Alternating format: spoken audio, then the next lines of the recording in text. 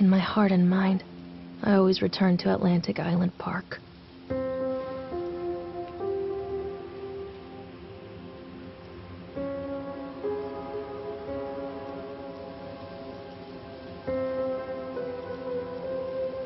Where's Mr. Bear? I haven't seen Mr. Bear, Callum.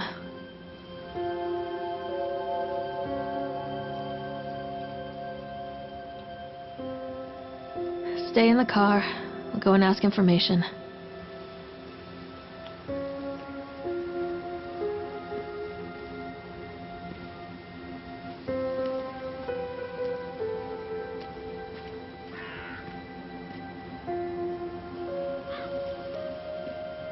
Attention, patrons. The park is now closed. Please make your way to the car park at your earliest convenience. Employees prepare the park for shutdown.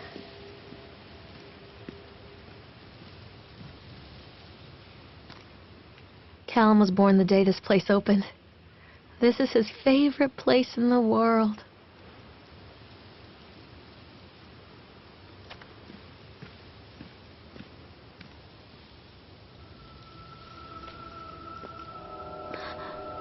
What?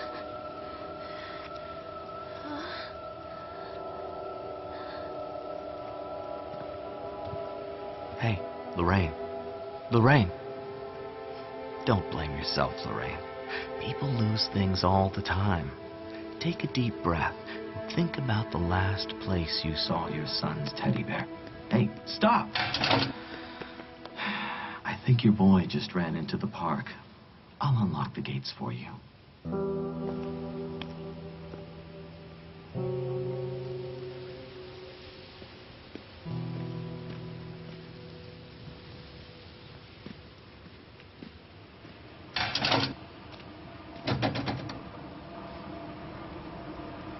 Callum, where are you going?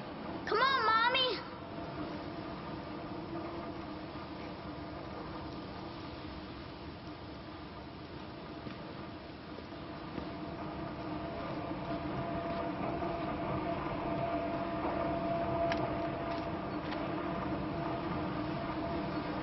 There's something special about the entrance to an amusement park.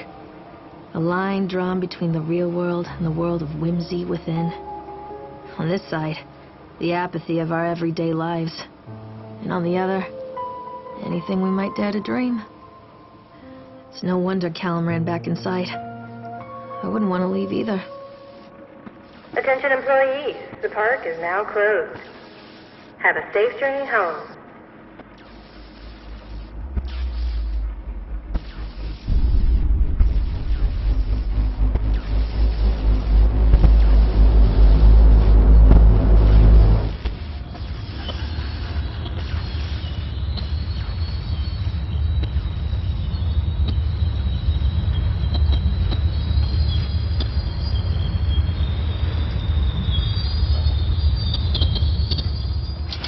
Oh God. The park. What happened here?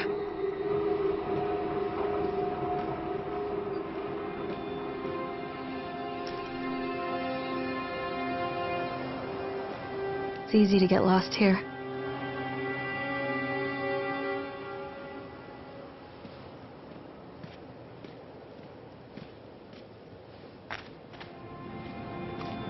You can't catch me. Callum!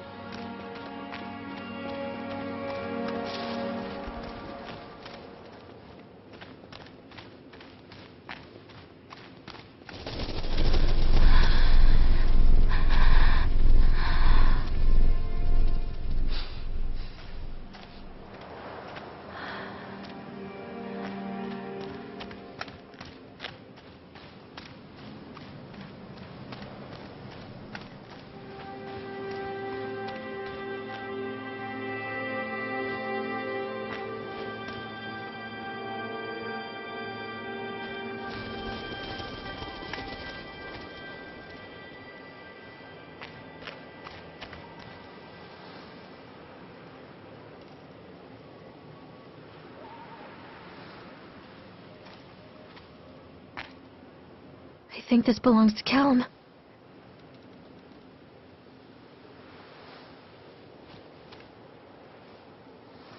Chad the Chipmunk, huh?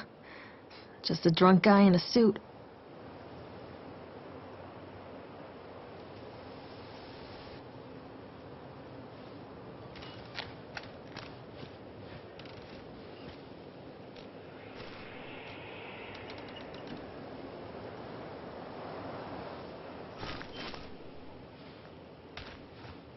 I wonder what this is.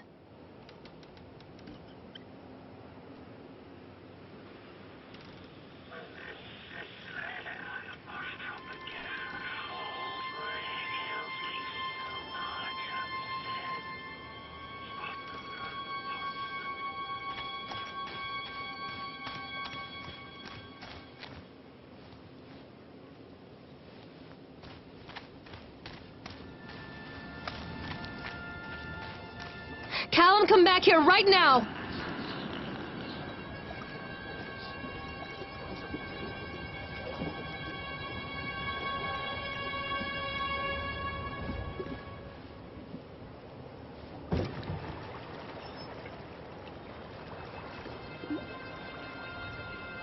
Come on, Mommy.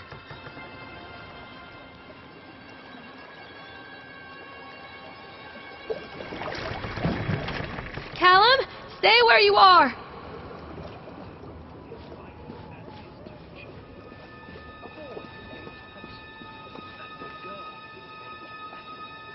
They were very poor and had very little.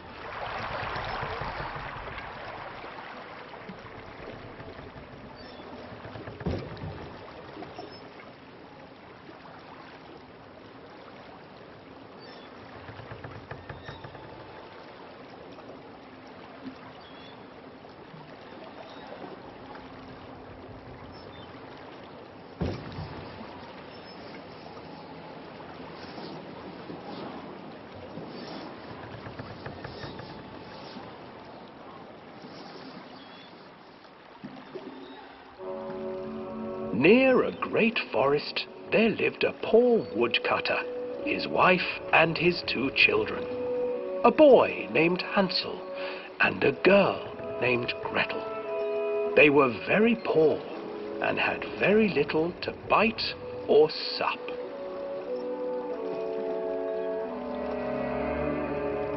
"What will become of us?" the woodcutter asked his wife one night. "I tell you what, husband, we will take the children into the thickest part of the forest tomorrow and abandon them there." "No, my wife, I cannot do that," said the man. "Then we will all 4 starve, you fool." Hansel and Gretel overheard their parents talking, and Gretel began to weep. "Do not fret, Gretel," Hansel said. He crept out of the hut and gathered white stones from the ground to fill his pockets.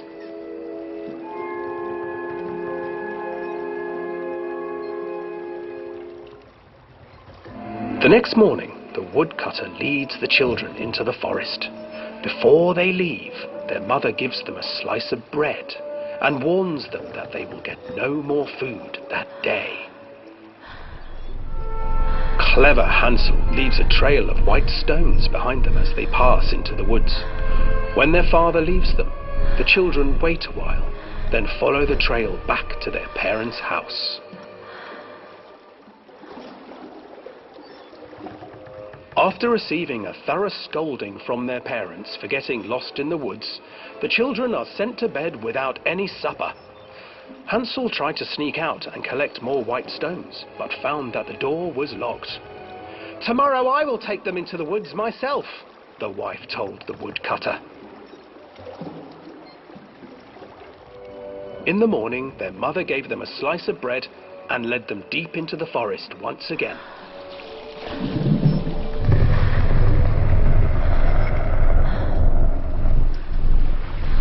Hansel broke his bread into pieces and left a trail of breadcrumbs to lead them safely home. But hungry-eyed birds snatched up the breadcrumbs and his trail was destroyed. Abandoned by their parents and unable to find the trail home, the children wandered in the forest for 3 days.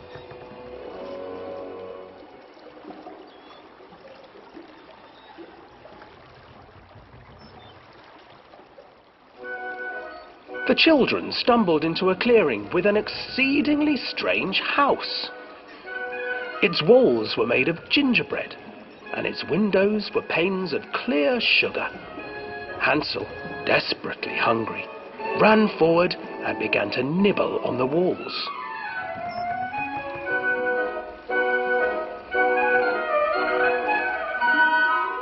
Nibble, nibble, little mouse. Who's nibbling at my house? An old woman emerged from the house, sniffing the air and peering around with cloudy eyes. Oh, you dear children, who brought you here? Just come in and stay with me. No harm will come to you. But Hansel and Gretel stayed back, for the old woman reminded them of their cruel mother. Come, children, don't be afraid. I have something for you. The old woman offered them 2 enormous lollipops. The children took them and began to eat. You see, nothing to fear here. Come inside, the old woman urged, and the children, still licking their sweets, followed.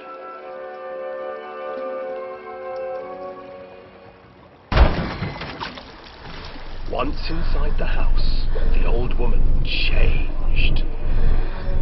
She stuffed Hansel into a cage and put Gretel to work, sweeping and cleaning her hut. Your brother will make a good mouthful, the old witch told Gretel. Once he is fattened up, I shall feast upon him.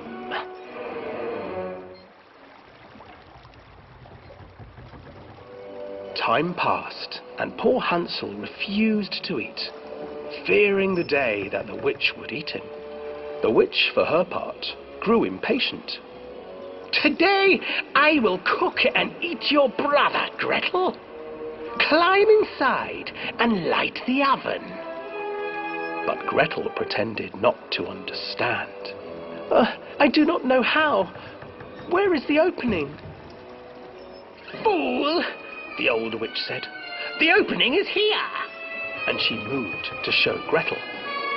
Seizing her courage, brave Gretel gave the witch a shove, and the old crone tumbled forward into the oven.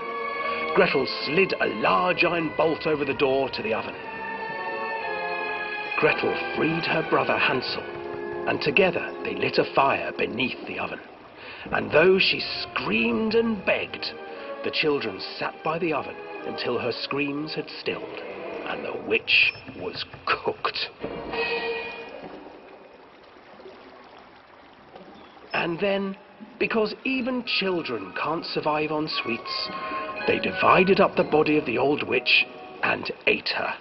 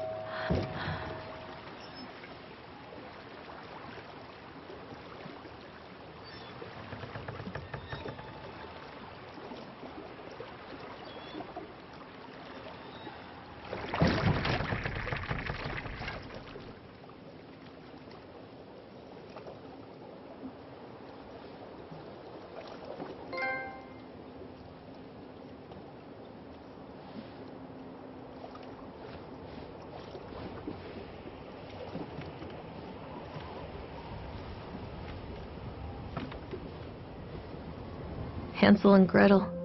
I used to read it to Callum when the electricity was shut off. Those poor children. The whole world against them. The forest, the birds, the old witch, even their own parents. I used to imagine that Callum and I were the kids in that story. Not mother and son, but brother and sister, hand in hand against the unkind world. We were always hungry, looking for our own house made of candy. Looking for the sweetness that could take the pain away. Hunger leads people to desperate, terrible places where the tree branches reach like claws.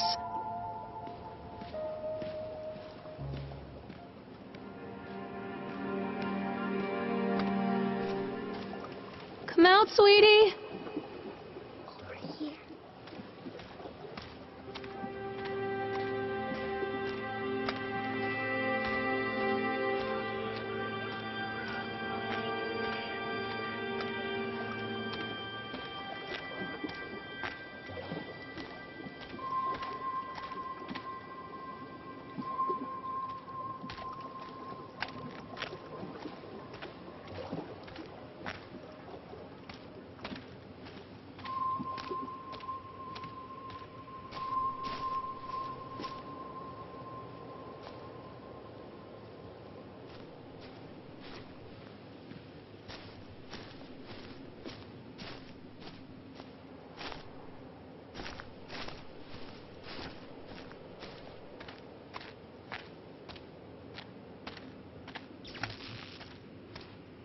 Another accident.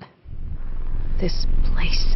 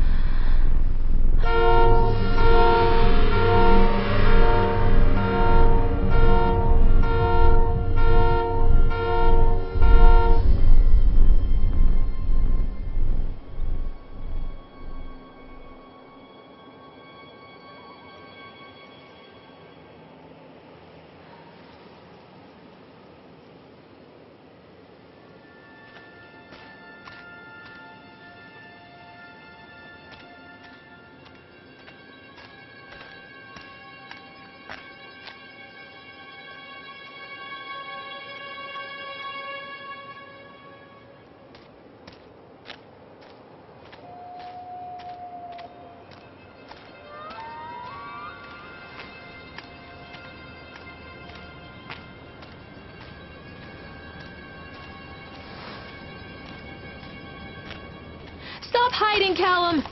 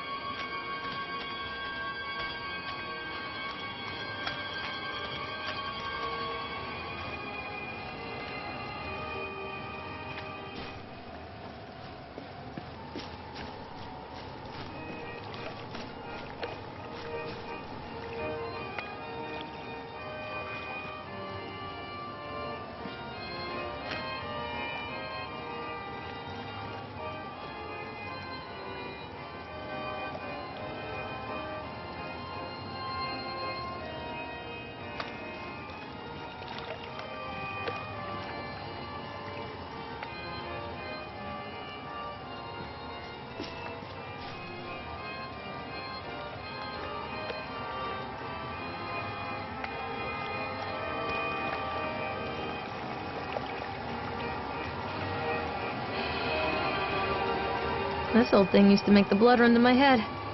Make me dizzy. The guy just snapped. Those poor kids.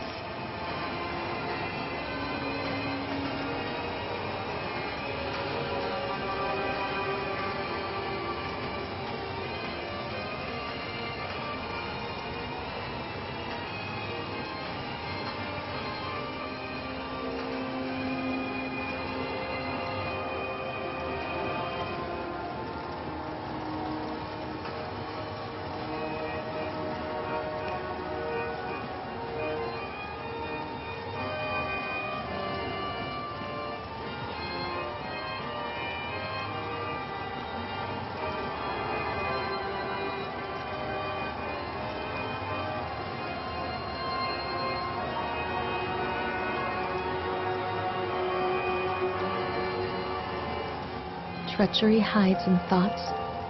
Treachery that lashes like a whip and scars our insides. The first time I saw Callum, my thoughts betrayed me. I looked down at this wrinkled, red, bawling thing and I thought, is that it? We build our world from expectations, and the world that I had built for Callum was no different. He was so real, so there, and so far from my expectations. They shattered, and as they fell in pieces, that one treacherous thought became a new foundation. All of the love that we shared, all of the warmth and goodness that followed, built on a single, traitorous thought.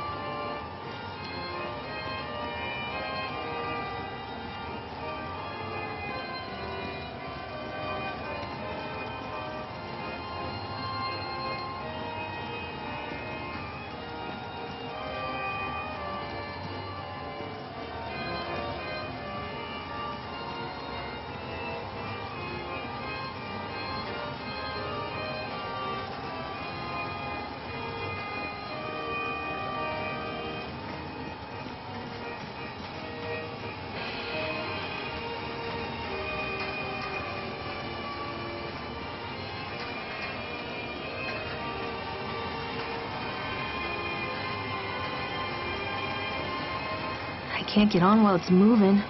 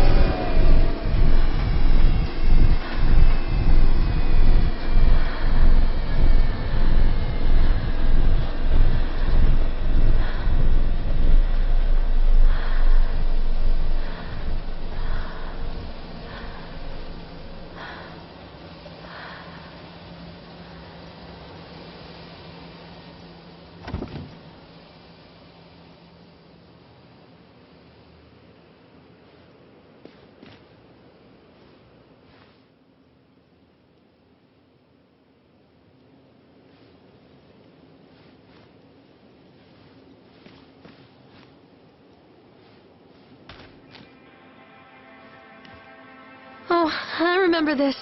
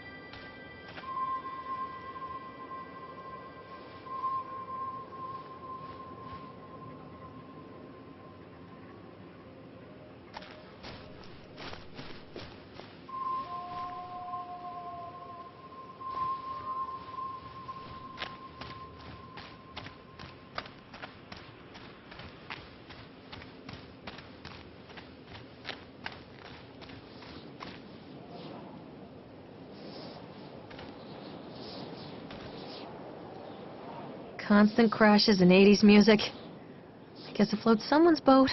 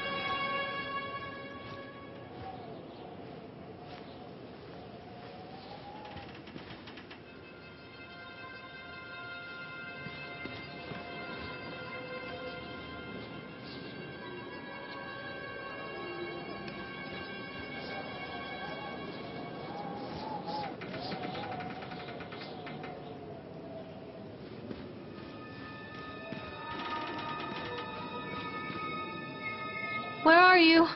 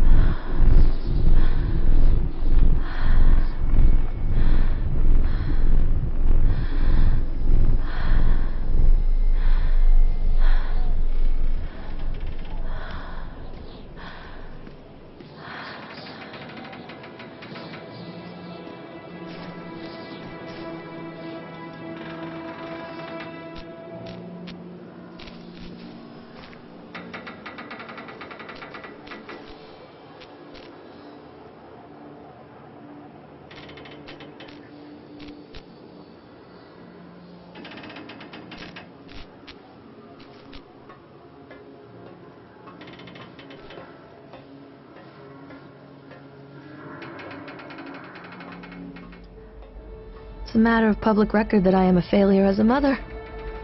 Once, when Callum was very small, I left him asleep in the car while I ran an errand. Don't even remember what it was. When I came back, the sheriff was standing next to the car, watching my boy through the window. I didn't like what I saw in his eyes. Judgment.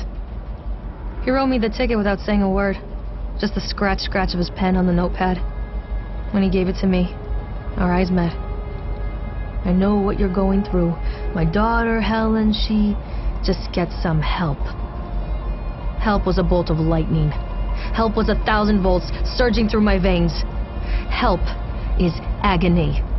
I'd rather die. I wanted to scream. I'd rather you pulled your gun and shot me. But instead my mouth said, "Yes, Sheriff.